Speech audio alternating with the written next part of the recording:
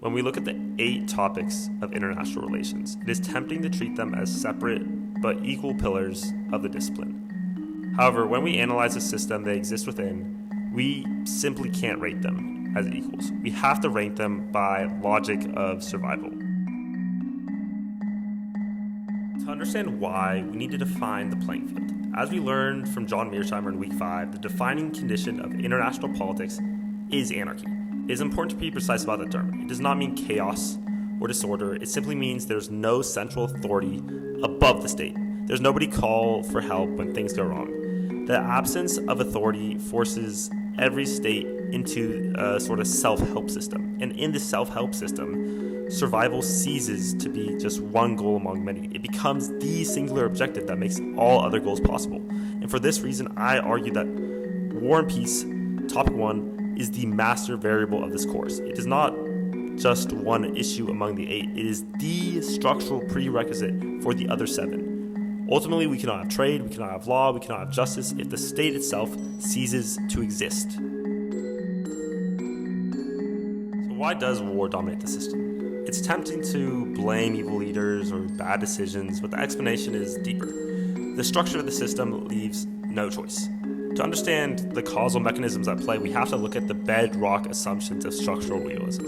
John Mearsheimer provides the underlying logic. He argues that because all great powers possess offensive military capabilities, and we live in this permanent state of uncertainty about another state's intentions, fear becomes a structural reality. In this environment, states are forced to become rational power maximizers. This isn't because they are aggressive by nature. It is because power is the only currency that guarantees survival in a self-help world.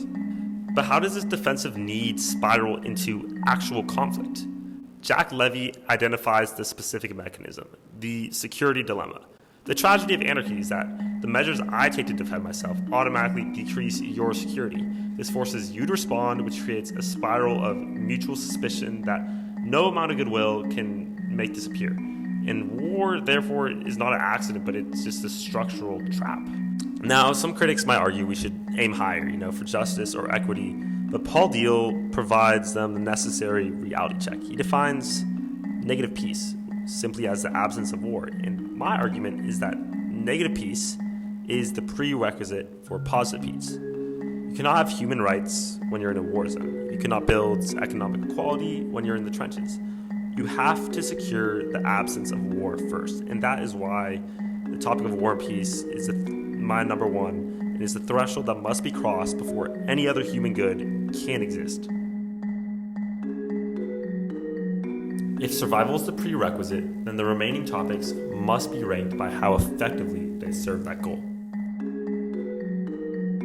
This brings us to rank number 2, which is empire and hegemony. And as David Lake defines it, empire is fundamentally a security contract. It creates a hierarchy where a subordinate state yields residual rights of control, essentially portions of its sovereignty, to a dominant state. And the logic here is it's transactional. The subordinate state gives up control in exchange for protection. And therefore, empire is not necessarily an alternative to war, but it is a structural solution to the problem of anarchy. And it represents a temporary suspension of the security dilemma by a hegemon. And it ranks second because it is the most direct organized response to the threat of war.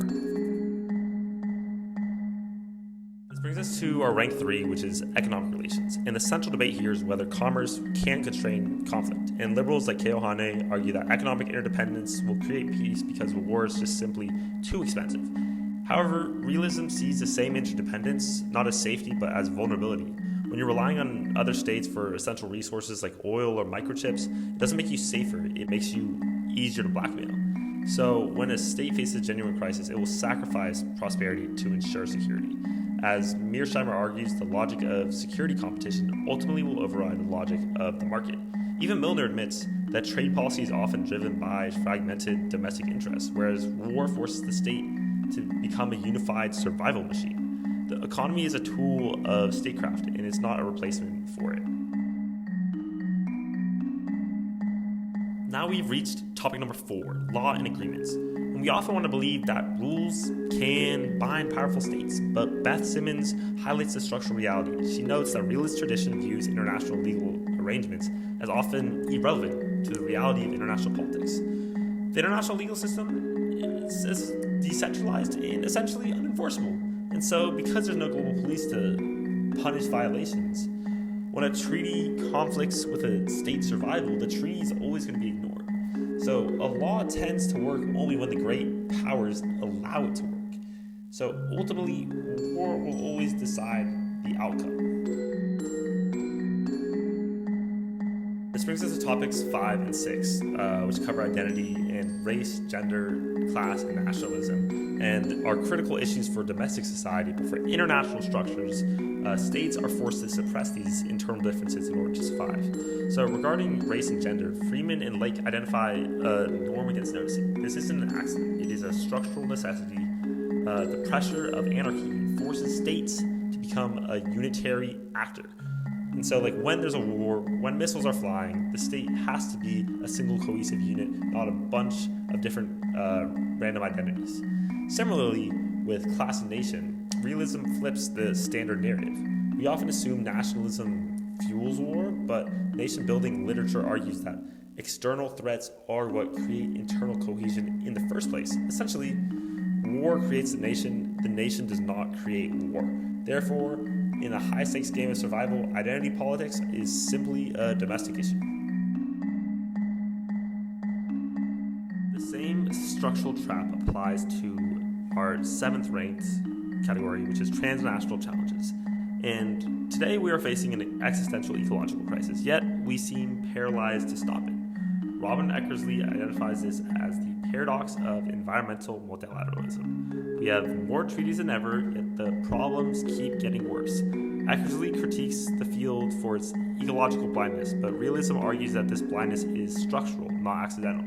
The state system is designed for short-term survival, not long-term sustainability. So, because of the anarchy we defined earlier, states cannot trust each other enough to make the deep economic cuts necessary for the climate. The paradox exists because of the security dilemma. Ultimately, we cannot solve the climate crisis until we solve the war system that blocks cooperation. This brings us to our final topic, which is number 8, change. We often treat change as kind of a mysterious independent force in international politics, but structurally change is much better understood as an outcome rather than a driver. As we've seen throughout the course, war is explicitly identified as a primary source for transition. Jack Levy reinforces this with the power transition theory, arguing that major systemic changes such as shifts in global polarity are almost always decided by hegemonic war. In this sense, war is the engine of history, while change is just the exhaust, because we cannot rank the effects higher than the cause. So change, unfortunately, must sit at the bottom of our hierarchy. In the final analysis, the first topic, war and peace, stands out as the most important topic, not because we want it to be, but because the structure of anarchy simply demands it.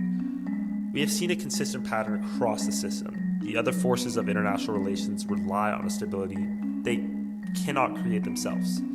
Law proves to be fragile without any enforcement. Economic ties are severed the moment security is threatened, and identity politics are forced to pause whenever their state faces extinction. So, in this sense, the other 7 topics feel almost like the furniture of a house, whereas war is the foundation. If the foundation cracks, the rest of the house falls and tumbles.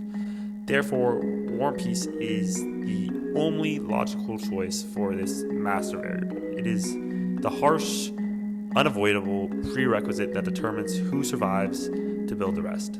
Thank you.